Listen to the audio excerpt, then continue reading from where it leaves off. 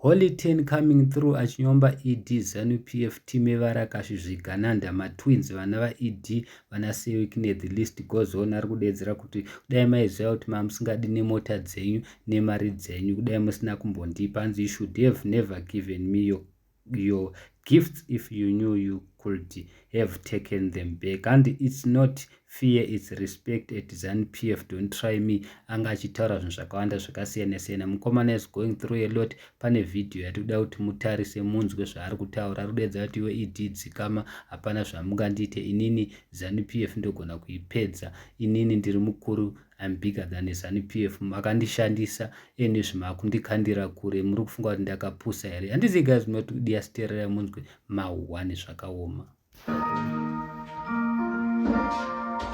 I'm on the first flight into Zimbabwe. I'm on the first flight in.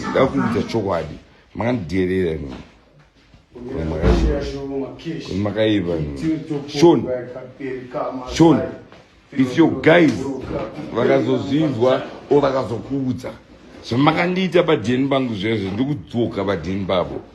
This time make sure you kill me. Make sure you kill me. And inandike ZANU PF bro, inandikutyei mese miri kuZANU PF andikutyei. Andikutyei. Mirai zvamuri kuita izvozvo. The reason why I joined the ZANU PF is because I was trying to clean the reputation and the image. And I was trying to clean the reputation in the dog. Zita riko rakashata ndinga ano mnangagwa akabaiza Mugabe wakabaiza, and I said no, let me join it from the inside. Because the house divided against itself, it cannot stand. But mukandisa zvamakandisa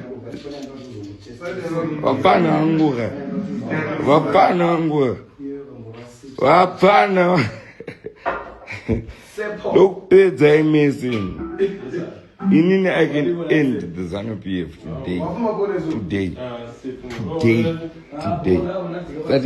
Nzati pedzere nguwena.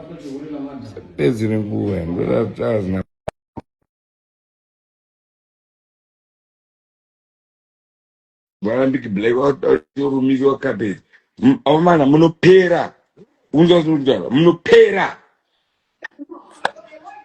Famo. Ndivyo. Wadi. Ndakula down buda. Kuri. Andiko rinda badakisi kusutwa bro. Poverty.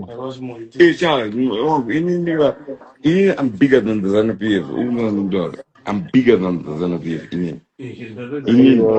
I'm this hour.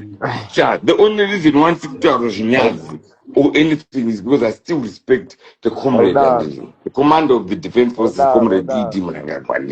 But the fan of Aki, I can say that. Into the holy team. She calling Gavri life, Yaki is 21 feet on that. Can I form Moody on that? Can I form Moody on that for a life doing?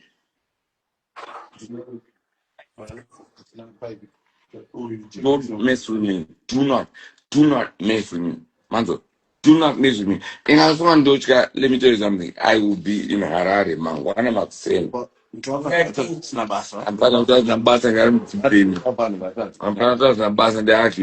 but I'm going to be in Harare in Bangwani. That's a blessed geezer.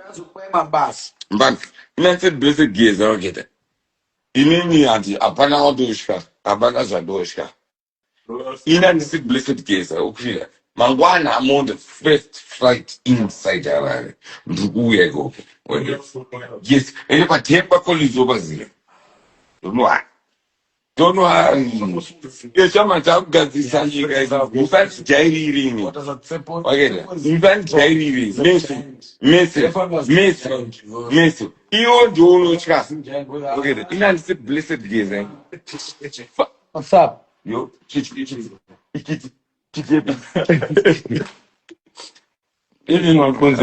yeah, man. I'm going to support you. Man, is something that you didn't know. After Emerson Mnangagwa, the senior, my father, the respect, didn't do being right. You don't understand, but I'm your next president. Makanzwa zvana Chiwenga, makanzwa zvavakomana vana Mashakairi, Takwirei. Yes, we are with them. But let me tell you something. The next president after ED is me. Ini Mnguzwe Chisomo is me. Ende pandiri kupinda hapana ma-election. Ndakuvhutira ndakafunga ndakati I will say it again. Mirai mafaniro. I'm sure you have heard zvataurwa naHoly Ten, mukomana leader of youth is not happy nezviri kuitwa neZANU-PF. Ari kudedzera kuti ndini ndichishanda, I've been working hard for you. Musakanganwa kuti Holy Ten ndiye uya yekumbonyomba vaWinky D pavakaimba vese ngoma inoti Botso, akadedzera kuti iye akafostwa kuti aimbe ngoma asanga asingadi, hazivi kuti chii chaiyo chichiitika. Akadedzera kuti iye haadi kuimba naWinky D again, of which vaya vatoimba. Akadedzera kuti handite zvakadaro, achimira neZANU-PF ED time Varakashi. Vanhu vakadedzera kuti nguva yako ichasvika. Vanhu vari kudedzera kuti ikama, waifarisa iwewe mufana iwewe nezvakuitika nekuti wakanyomba vaWinky D. This time takakuudza tikati don't support time Varakashi Zvigananda, they will use you, vachakushandisa vakushandisa vokurakasha vokurasa. Ndozviripo. Rumors has it Holy Ten ari kuchema kuti one of matwins ayaripo mumwe akadlabota kuna Kimberly,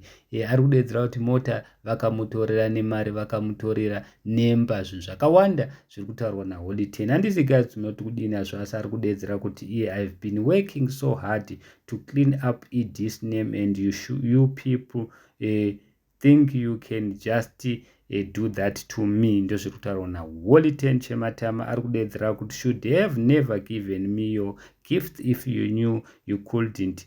If you knew you could take them back. It's not fear, and it's not fear, and it's respect at ZANU-PF, but don't try me. But ataura zvinhu zvakawanda, ataura nezvenyaya yematwins kuti muri kufunga kuti makangwara muri mbavha dzevanhu imimi. But don't forget kuti Holy Ten paakanyomba seWikneli nematwins naED ZANU-PF time Varakashi vanoshandisana, saka vaakurakasha manje. Holy Ten akurakashwa, akufunga zviya zvakamboitika tichimuudza kuti usatambe netime Varakashi, inokushandisa yokurakasha yokusiya. Thank you so much.